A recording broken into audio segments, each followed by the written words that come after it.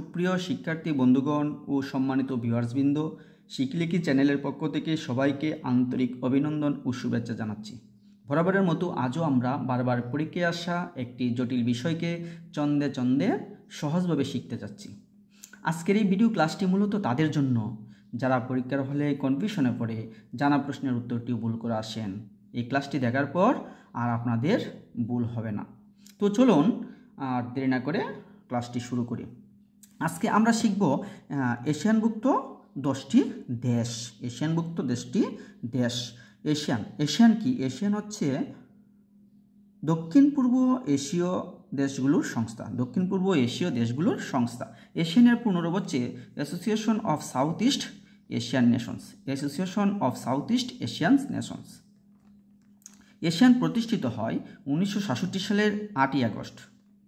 1967 সালের 8ই আগস্ট। কয়টা দেশ নিয়ে? 5টি দেশ নিয়ে। মানে প্রথম যখন এশিয়ান বা আসিয়ান প্রতিষ্ঠিত হয় তখন 5টি দেশ নিয়ে গঠিত হয়েছিল, কিন্তু বর্তমান সদস্য দেশ হচ্ছে 10টি। বর্তমান সদস্য দেশ 10টি।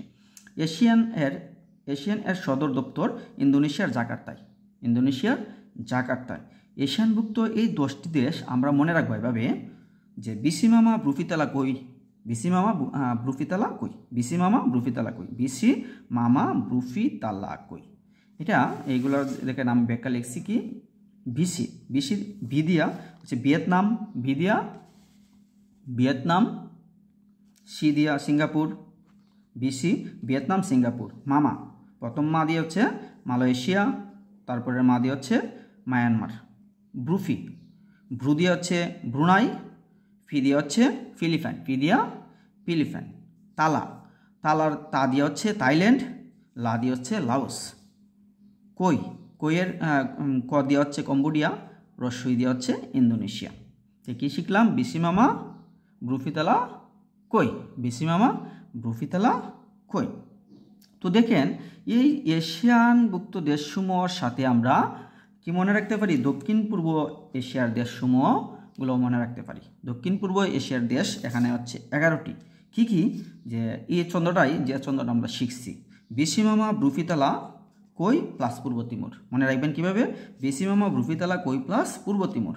তাহলে বিসিমামা তো আমরা ব্যাখ্যাটা দেখলামই, Vietnam, Singapore, Malaysia, Myanmar, Brunei, Philippine, Thailand, Laos, Cambodia, Indonesia, সাথে আছে এখানে পূর্ব তিমুর। তো এগুলো হচ্ছে কি দক্ষিণ পূর্ব এশিয়ার দেশ।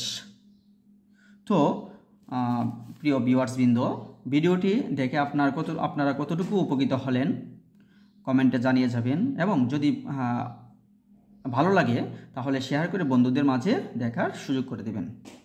তো ভালো থাকবেন, সুস্থ থাকবেন। দেখা হবে নতুন একটি ভিডিও নিয়ে, নতুন একটি টপিক নিয়ে। ঠিক আছে, আজ এই পর্যন্তই। ধন্যবাদ।